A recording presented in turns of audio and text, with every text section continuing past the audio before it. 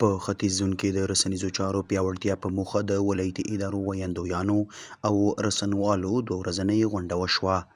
ننګرهار بختر اژانس د راپور له مخې دغه ولایت په مرکز جلال آباد ښار کې د ننګرهار سربیره د لغمان، کونړ او نورستان ولایتي ادارو ویاندویانو او رسنوالو سره د رسنیز فعالیت لا ښه والي او چټکتیا په موخه دوه ورځنۍ ناسته وشوه.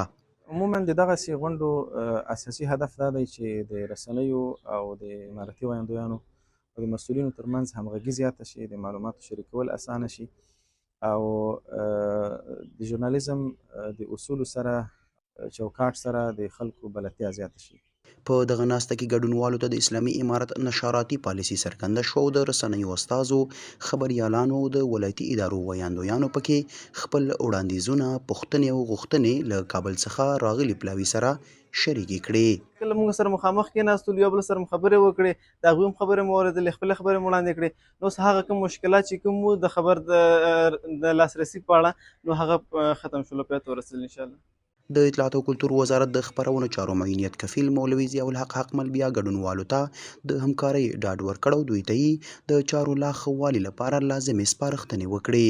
ځینې موضوعات چې دلته مو واورېدل دا مو ځان سره یاداشت کړل، انشاءالله هغه ادارو پورې چې مربوط وو هغوی سره به شریک کړو.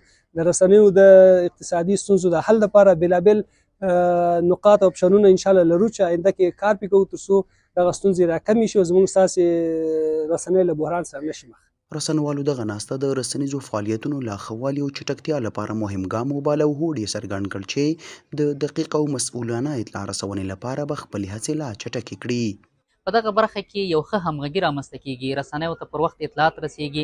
د دې په مقابل کې د هغه شایعاتو یا د هغه منفي تبلیغاتو چې بهرنۍ رسنۍ یا یو شمېر معارضې کړۍ دوی کوشش کوي چې د خلکو هغه عامه اذهان تخریب کړي، د دې مخه نیول کیږي. د مسؤلینو په وینا هڅه کوي چې نورو زونونو ته هم دغه ډول د همغږۍ ناستې وغځوي څو پر مټ یې د ولایتي ادارو ویاندویانو او رسنوالو ترمنځ د همکارۍ نوې لارې چارې زیاتې شي.